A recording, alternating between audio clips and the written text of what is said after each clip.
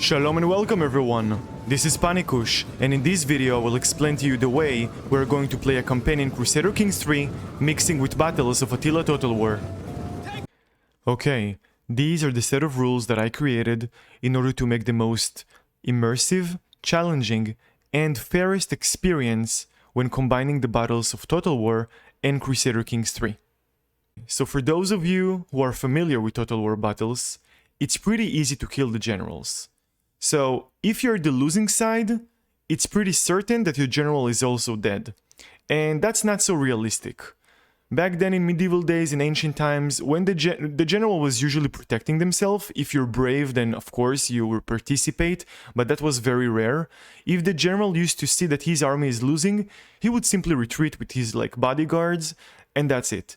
So, not so easy to kill the enemy general, or my general. Now, that is why I created this set of rules to make much more realistic effect, and basically when I see in a battle of Total War that the enemy general is dead or my general is dead, that means nothing to me. What I care about is this set of rules. So let's go over this. It's not so complicated, it's pretty straightforward, but let me explain this to you once so you can understand for the rest of this campaign. So, this set of rules will only apply for the losing side, only because I have another set of rules for the winning side. This is only for the losing side, doesn't matter if it's me, or the AI, the allies, or whatever, it only affects them.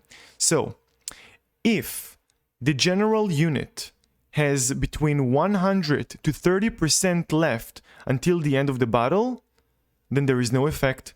The character just simply retreated, and they simply lost the battle, but nothing happened to the character itself. If, by the end of the battle, the general unit has between 29 to 25%, then the general, or the character means, is wounded. If there is 24 to 20%, it's imprisoned. 19 to 50%, it's imprisoned and wounded. If it's 14 to 10%, imprisoned and severely injured. If it's between 9 to 5%, then he is imprisoned and brutally mauled. If the general unit, by the end of the battle, has between 4 to 0%, then the character is dead. And again, it doesn't matter if it's my army or the enemy army, it's all about the losing side. The losing side will get these effects. And again, it doesn't matter if it's my army or the enemy army, it's all about the losing side. The losing side will get these effects. Now, if you would look at the bottom left of the screen, you will see that it says, this applies until the unit breaks. Now, let me clarify this. In Total War, there are 4 stances in the morale of a unit. 1, they fight. They don't escape, they follow order, everything is fine. Secondly, they start to waver. That means that their color will blink, but they're still fighting. Third stance is when the unit is running away, but there is still a chance that they will come back. Up until these 3 levels, all these effects that is written on the screen will apply. But once the unit gets to the 4 phase, which is solid white flag, which means that the unit will never come back, it's only retreating, then these settings won't apply. What does it mean? It means that as long as the unit is at phase 3, that there is still a chance that the unit will come back, I still care about how many people left in the general unit. Once the second it becomes phase 4 solid white flag, I don't care about it. The reason is because in Total War, once it gets to phase 4, the general unit just die like nothing. They die like 5, 4, 3, 2, and then that's it, they disappear. So I don't care about phase 4.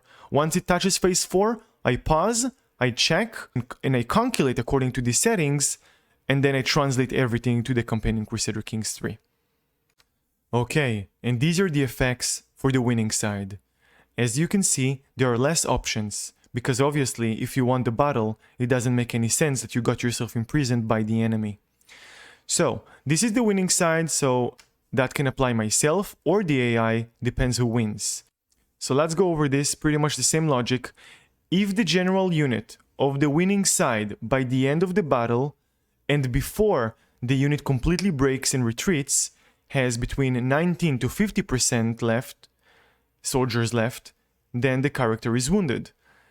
If it's 14 to 10%, severely injured. If it's 9 to 5, brutally mauled. And if it's between 4 to 0, then the character is dead. Yeah, so even if I won the battle, but my general unit has between 4 to 0% of its size, then the character is dead even though the battle is won. These are the effects, and we have to commit to this. Okay, and we arrive to the final thing that we're going to speak about, army's composition. So everything is pretty much written in front of you. You can just pause the video and read it yourself. I try to make it the most fair as possible. And if you think there is something that I need to change to balance things slightly better, you can feel free to write me in the comments below. But anyway, this is how it goes. For every 200 units in CK3, I get 1 unit in Total War, not including the general unit, which, as you know, in Total War, you have many types of general units. And what will depend on that will be the martial skill of the general, will be the prowess of the general.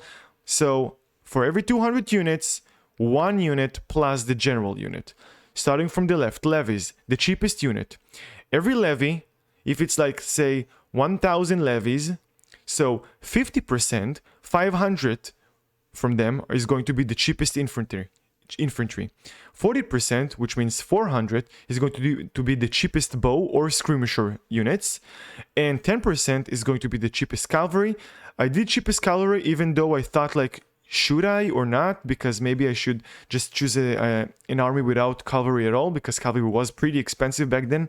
But I thought about it that if I'm going to have only battles with levies, it's going to be pretty hard and long and maybe even boring to play without cavalry at all. So only 10% of the cheapest cavalry, I don't care if it's a crossbow cavalry, skirmish cavalry, shock cavalry, just the cheapest cavalry that this faction can offer in Total War. Men-at-Arms will be decent units, of course, that cost plus 120 gold than the cheapest units. So this is going to be dependent on the Total War, on the faction, and which options they give us to the selection. So basically, I'm taking the cheapest unit, add to that 120 gold of worth, and that will be the Men-at-Arms. And of course, the Men-at-Arms is going to be dependent on which units I'm going to recruit in CK3. So also in CK3 we have heavy cavalry, light cavalry, that cavalry, and that cavalry. So that is going to be dependent on the unit that I'm recruited in CK3. But the worth and the level of the unit is going to be plus 120 gold compared to the cheapest one. Going over to Knights, to the right. Knights, so that was pretty hard to decide how I'm going to do this.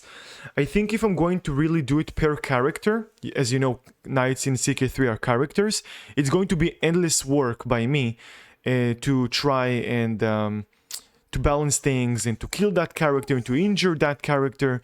So what I'm going to do, I'm just going to calculate the overall prowess of the entire army. So let's say if one of the knights has I don't know, let's say 15 prowess, and another knight, the second knight, has 10 prowess, then overall will be 25. And then if I have 25, I just give to the army the best infantry unit that is possible. Doesn't matter if it's sword infantry, doesn't matter if it's a spearman infantry, polearm, whatever. I'm gonna, for every 25 prowess, I'm just gonna give the strongest infantry unit for that army. Now, if it's like 30 or 45, it's still going to be one unit, but I'm going to add to that unit some ranks. So as you know, in Total War, in custom battles, you can add ranks. There is 9 ranks that you can add for each unit. So I will add a few ranks. That depends on the overall prowess that all of the knights are going to have in this army. Okay, let's talk about the general. As you know, every general in CK3 has a martial skill. The martial skill has a huge impact on the result of the battle, and therefore it has to have some influence on the battles in Total War. So, but basically it's going to add money to the entire army. So if the martial skill of the general is between 1 to 4, basically in CK3 it's called terrible, there is no effect, you don't get any boost, any gold, or any advantage whatsoever. If the general has a martial skill between 5 to 8, then he has, basically in CK3 is called poor martial skill, but still it's better than terrible, then you get plus 30 gold for each unit. Now, for each unit, it means that the levies, instead of becoming the cheapest unit, I'm taking the cheapest unit and add to that 30 gold. I'm taking the men in arms, and as we said, men in arms add, like it's the cheapest unit plus 120, then it will be plus 150 if the martial skill of the general is between 5 to 8. So basically it adds gold to every unit, so you can purchase a slightly better unit. And the better the general, the better the army. So that's why the general has a huge influence of the result of the battle. I hope it's not too overpowered. Again, let me know in the comments below what you think. If it's too much, I was trying to decide whether if this gold will only affect the men in arms or just the levies, but I think that many armies don't have men in arms. They still only have levies, especially in the beginning of the game, that you don't have enough money to invest in men in arms. So still I want to give the general some kind of impact on the army. So that's why I said plus 30 gold, plus 50 gold, plus 110 gold for all units. Doesn't matter if it's levies or men at arms. So as you can see, it goes up to level 24 of martial skill, but of course there are some characters that have even beyond that. I've seen like generals that have martial skill of 30, 35, and even higher than that. So as you can see, it goes like this. For every 4 levels, 1, 2, 3, 4, no effect. 5, 6, 7, 8, plus 30. So every 4 points of martial skill, you get plus 20 for gold.